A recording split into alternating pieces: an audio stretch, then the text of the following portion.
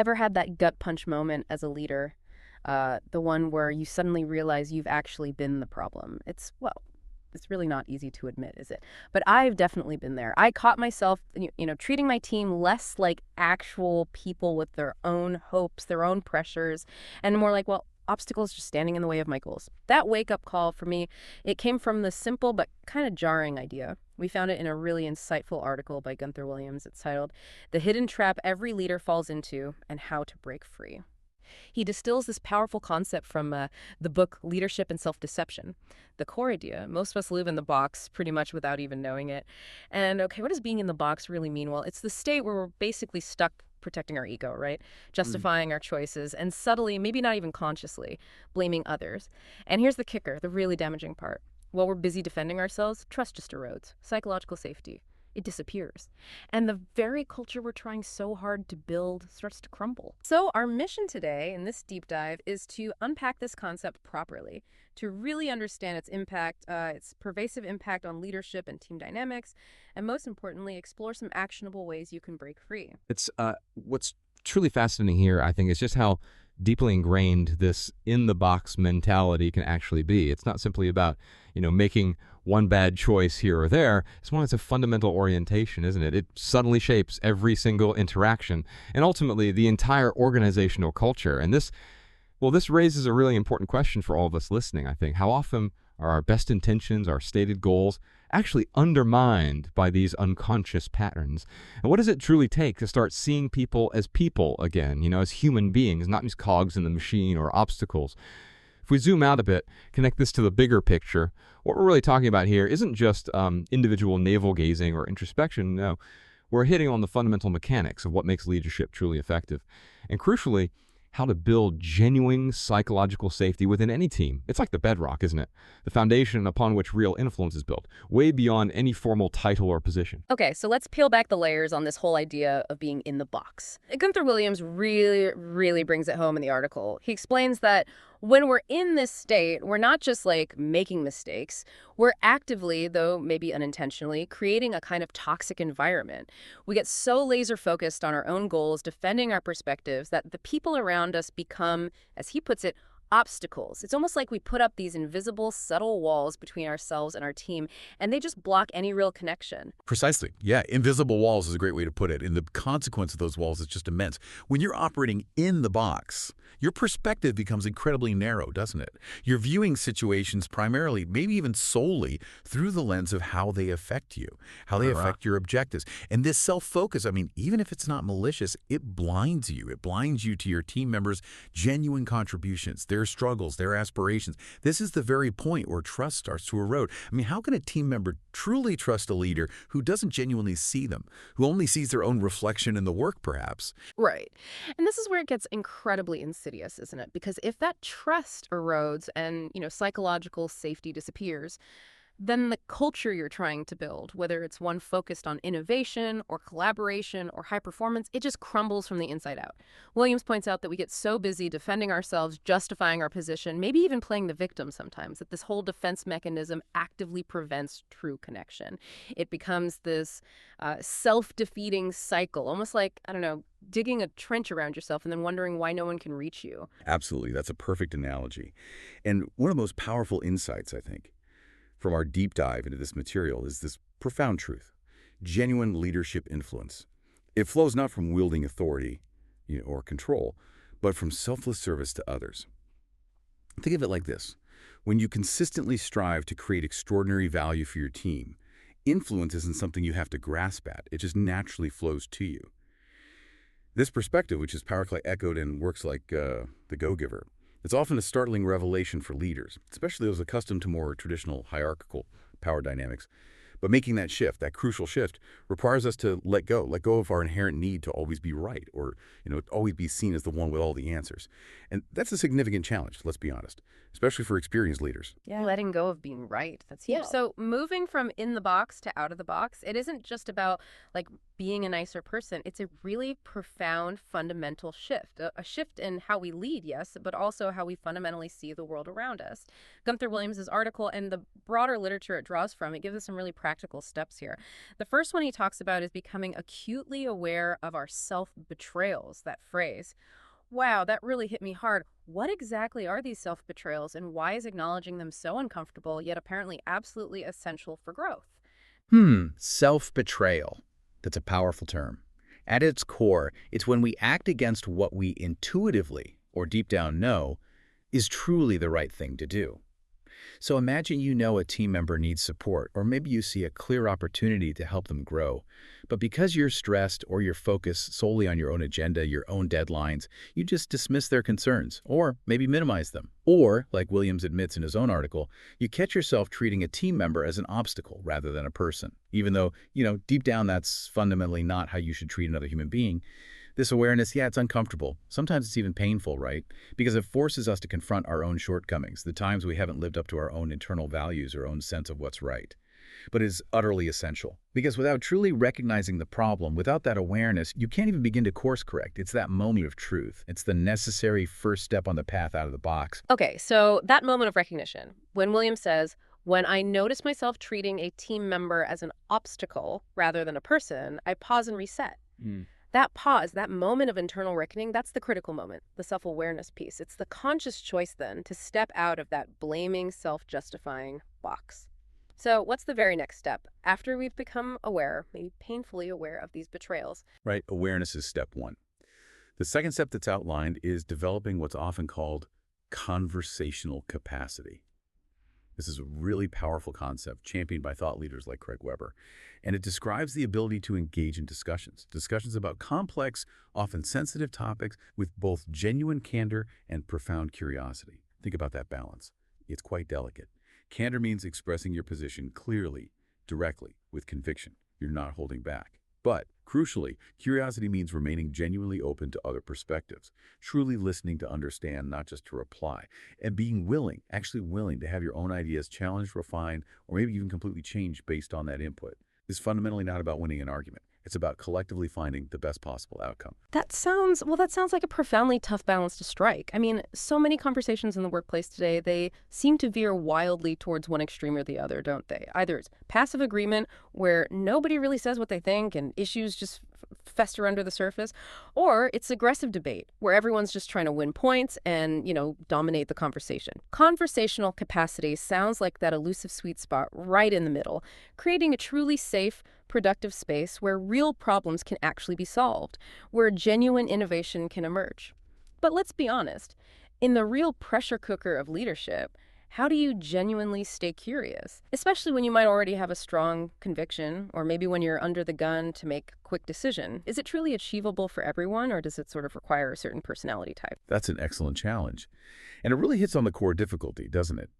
It is achievable, but you're right, it absolutely requires conscious, disciplined practice. It's not easy. And it's regardless of personality type, I'd argue.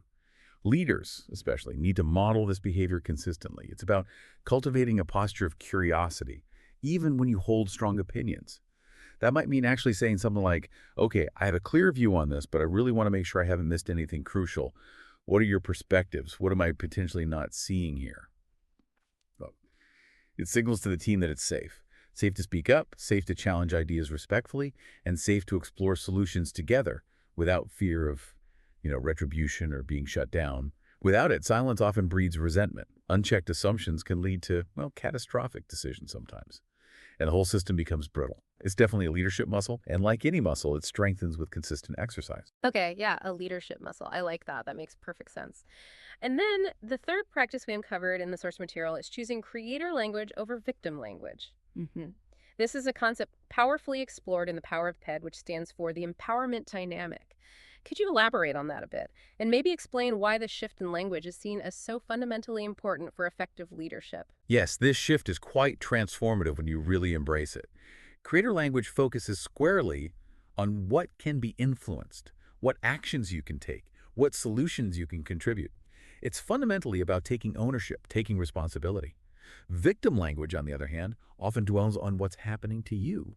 It emphasizes external circumstances, things outside your control, or it blames others. It often frames oneself as powerless in the face of events. There's nothing I could do, and co.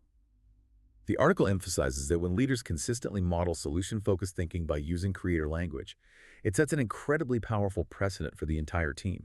It literally shifts the team's perspective from a reactive posture, this happened to us, to a proactive one. What can we do about this? Right. So instead of a leader saying something like, well, this project is late because they didn't get me the information on time, a leader using creator language might pivot to something like, okay, we need to find a way to get the necessary information earlier next time. What can I do now to facilitate that? Or what alternative approaches can we explore right now to keep things moving forward despite this? It fundamentally shifts the focus, doesn't it? Away from blame and helplessness, and towards empowerment and active problem solving. Exactly. That's precisely it. It's about taking that ownership and focusing your energy where it matters on what's squarely within your sphere of influence, rather than, lamenting what isn't. This not only makes a leader infinitely more effective in driving results, but it also cultivates a culture where challenges are seen as opportunities. Opportunities met with proactive problem solving, rather than resignation or finger pointing. It changes the whole dynamic, really, from reactive and defensive to proactive and empowering, and that truly encourages initiative across the board. Okay, this next point from the article truly struck me. It suggests that some of the most profound culture shifts, the moments that really build deep connection and trust, they often come through vulnerability. Gunther Williams shares a really powerful personal example when he admitted to his team that he had been micromanaging them, and not because he didn't trust them, which is what they might have assumed, but because of his own underlying insecurity about a particular project. Wow, that's a massive step out of the box, isn't it? It absolutely is a huge step. That act of vulnerability is, you could say, the absolute antithesis of being in the box. Remember, when you're in the box, you're actively protecting your ego. You're tirelessly justifying your choices, defending your position. Admitting insecurity, admitting a mistake, requires letting go of that powerful, almost instinctual defense mechanism. And what's often overlooked, I think, is the sheer courage it takes for a leader to expose a perceived weakness. It's really counterintuitive to how many of us are trained or perhaps conditioned to lead, always project strength. But the paradox here is profound. It's precisely in admitting you don't have all the answers and being truly transparent about a challenge you're facing that you invite your team to step up, to genuinely co-create solutions with you. This vulnerability, done authentically, doesn't diminish a leader's authority. I believe it profoundly enhances their influence by building much deeper trust, and by showing that they are human, relatable, just like everyone else on the team. So it's not just about showing a crack in the facade, like you said, but actually building a stronger, more authentic foundation through that honesty. But what makes it so incredibly difficult for so many leaders to embrace that vulnerability? Is it simply that fear of being seen as weak, or there's something else, something deeper entirely at play there? Often, yes. It is that deeply ingrained fear of losing perceived control or authority. It's tied to ego, certainly. Our conditioning, especially in traditional corporate structures, often tells us leaders must be infallible. They must project unwavering strength and confidence at all times. But the real power, the power needed for today's complex challenges, lies in shifting the dynamic, moving from leader-follower to co-creators. And that is a massive psychological leap for many. It requires real security in oneself. When a leader bravely says, you know what, I messed up here, or honestly, I'm genuinely unsure how to best proceed. What are your thoughts? What perspectives do you have? It shifts the responsibility, not dumping it onto the team, but sharing it with the team. It transforms the challenge into a shared mission. And that unleashes collective intelligence and creative problem solving in a way that top-down command and control leadership simply cannot access. Indeed. And looking at the broader implications here, it just underscores that profound truth. Organizational culture flows directly from leadership behavior. As the article states so clearly, teams become what their leaders consistently demonstrate. It's simple, but powerful. If a leader genuinely wants psychological safety, they must be psychologically safe themselves to be around. They have to embody it. If they desire innovation, they must embrace failure their own, included as a learning opportunity. Not just in words, but in their own transparent actions and authentic reactions when things go wrong. It's an ongoing, deeply personal commitment, isn't it? That's a crucial point. It absolutely is. It's a daily choice, really. A continuous commitment, not a destination. Each day you choose. You choose whether to see others as people or as objects, as obstacles or as allies. You choose whether to blame or take responsibility, whether to defend your position rigidly or remain open to growth and connection. This consistent, conscious effort to operate out of the box is what truly transforms a leader, and by extension, their entire team and the broader organizational culture. It's truly a journey, like you said, not a destination you just arrive at once and for all. So we started this deep dive with that gut punch moment, didn't we? That realization that maybe, just maybe, we might be the problem sometimes as leaders. And what we've unpacked from Gunther Williams' really insightful article drawing on those foundational works like leadership and self-deception, the go-giver, conversational capacity, and the power of TED, it really gives us a clear, actionable path forward, doesn't it? We've learned that true leadership isn't really about control, but about genuine service to others, and that our influence, our real impact, grows exponentially when we consistently focus on creating value for others. To move out of that limiting box, we need to cultivate that keen awareness of our own self-betrayals, those moments we act against our better judgment. We need to develop the capacity for those candid and curious conversations, that crucial balance. And we need to decisively choose creator language over victim language in how we frame challenges and solutions. The real transformation for you and for your team, it truly begins the moment we make that choice. The choice to step out of the box and start seeing people as people again, fully. And remember, breaking free from the box. It isn't a one-time event you check off a list. It's a continuous practice. Each and every day you get to choose. You choose whether to see others as people with their own valid hopes and pressures or as mere obstacles blocking your goals. You choose whether to blame external factors or take responsibility for what you can influence. You choose whether to dig in and defend your position or remain open to growth and genuine human connection. Yeah, and looking at it from a wider lens, that consistent choice to operate out of the box isn't just about your own personal growth, though that's significant. It's actually the bedrock, the foundation for building resilient, innovative, and truly human-centered organizations. It creates those environments where individuals feel seen, feel valued, and feel genuinely empowered to contribute their absolute best. It really transforms the very fabric of how teams can work together, which perhaps leads to an important question for you, the listener, to consider. Long after this deep dive wraps up, what one small conscious choice can you make today, maybe even in your next interaction, to see someone on your team as a person with their own hopes, their own pressures, rather than just an obstacle to your goals? What profound ripple effect could that single deliberate shift, maybe seemingly small at the time, have on your influence, on your team's morale, maybe even your entire organizational culture over time? Consider the cumulative impact of truly choosing creator language over victim language day after day, or consistently cultivating that genuine conversational capacity in your meetings. The journey, as we've said, is continuous. But the rewards, both personal and professional, are absolutely profound.